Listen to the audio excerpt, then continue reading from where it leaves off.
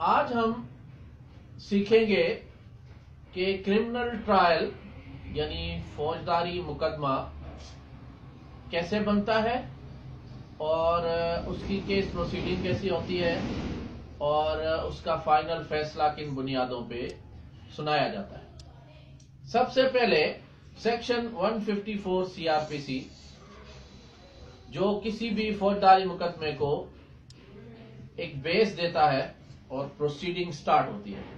یعنی F I R جو ہے دفعہ 154 جسے پرچہ بھی کہا جاتا ہے اس سے فوجداری مقدمے کا آغاز ہوتا ہے. ایف آئی آر لاج ہونے کے بعد جو تفتیشی ہے انویسٹیگیشن آفیسر ہے وہ تفتیش شروع کرتا ہے. 161 کے تحت وہ گواہوں کے بیانات قلم بند کرتا ہے اور 162 کے اندر وہ فردر اسٹیٹمنٹ ریکارڈ کرتا ہے. یعنی کسی گواہ نے اپنے بیان کے بعد یا مدعی جو ہے کمپلیننٹ وہ اپنے پرچے کے دیے گئے بیان سے کچھ اضافی بیان دینا چاہے تو 162 سی آر پی سی میں تفتیشی ریکارڈ کرتا ہے. اس کے بعد وہ ساری تفتیش کرنے کے بعد موقع واردات چیک کرنے کے بعد کاغذات کی چیکنگ کرنے کے بعد مدعی کے بیانات لینے کے بعد جو ملزم ہیں ان کے بیانات لینے کے بعد اگر وہ پری ارسٹ بیل کراتا ہے تو وہ ضمانت پہ ہوتا ہے اور اگر وہ گرفتار ہوتا ہے تو پولیس لاک اپ میں اس سے نکال کر پولیس اسٹیشن اس کا بیان ریکارڈ کرتی ہے. جب یہ بیانات ریکارڈ ہو جاتے ہیں اور تفتیش مکمل ہو جاتی ہے تو پھر فائنل چالان عدالت میں جمع کیا جاتا ہے. اس کے بعد جب چالان جمع ہوتا ہے تو پھر جو کنسرن میجسٹریٹ ہے سب سے پہلے اس تھانے کے میجسٹریٹ کے پاس وہ چالان جمع ہوتا ہے اور چالان جمع ہونے کے بعد وہ اس کی اسکروٹنی کرتا ہے کہ آیا یہ چالان ہے اچھا ہے بنا ہوا ہے اس کو بنانا ایکسپٹ کرنا چاہیے یا اس میں کوئی ڈیفیکٹ ہے یا یہ پرچہ چالان نہیں ہونا چاہیے تھا خارج ہونا چاہیے تھا. وہ اس کی اسکروٹنی کر کے اگر اس کنکلوژن پہ پہنچتا ہے کہ چالان ایکسپٹ کرنا چاہیے تو وہ ایکسپٹ کر دیتا ہے. اگر اس کے دفعات میجسٹریٹ کے جو ٹرائبل دفعات ہیں ان سے میچ کرتے ہیں تو پھر وہ خود ٹرائل کرتا ہے. اور یہ غلام عباس ہیں جو ہمارے نیکسٹ بیرسٹر ہیں ان کو ہم نے اس لیے رکھا ہوا ہے کہ یہ بھی آپ کے ساتھ اپنی جو نالج ہے وہ شیئر کریں. اچھا اس کے بعد جب چالان جمع ہو گیا پھر چالان بھیج دیا جاتا ہے. کیس اگر مرڈر کیس ہے تو سیشن ٹرائل نہیں 489 ایف ہے تو magistrate trial.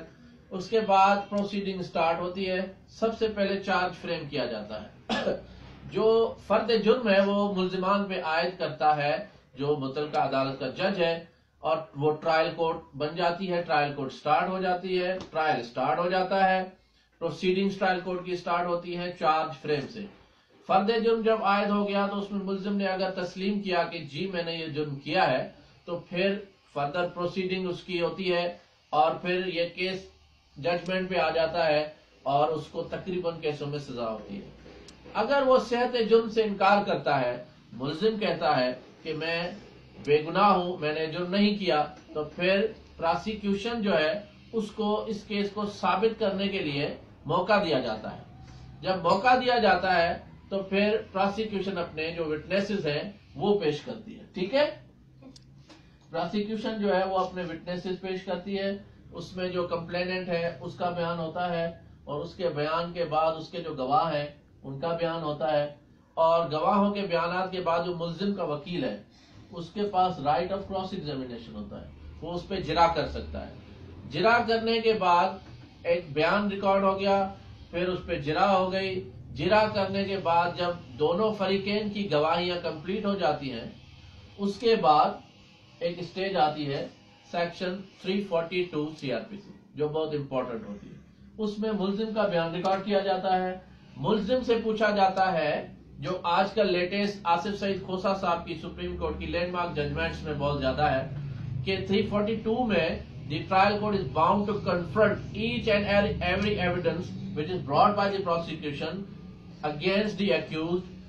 Why they have recorded this evidence, what you want to say about this evidence, what about this medical report, about ballistic experts report. Each and every evidence is to be confronted in front of the accused.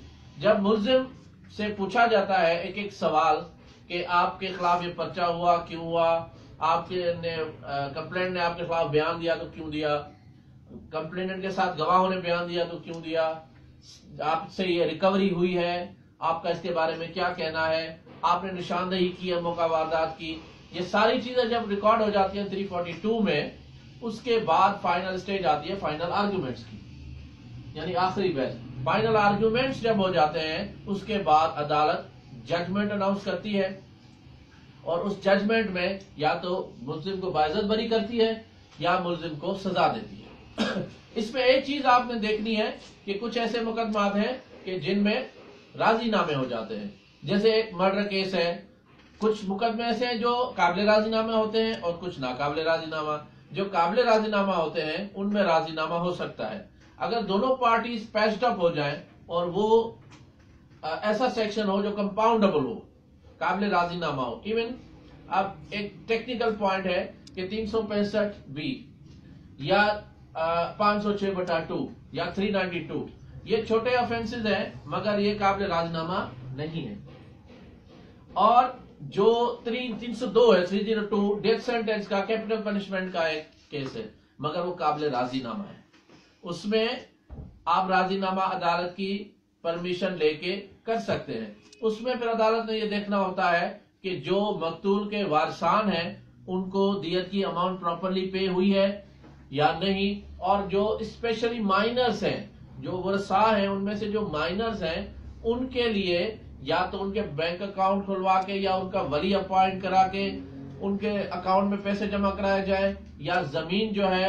وہ ان کے لیے court میں ان کے document جمع کرائے جائیں تاکہ جیسے وہ میجر ہو جائیں، ایڈلٹ ہو جائیں تو پھر ان کے لیے وہ چیز کام آ سکے۔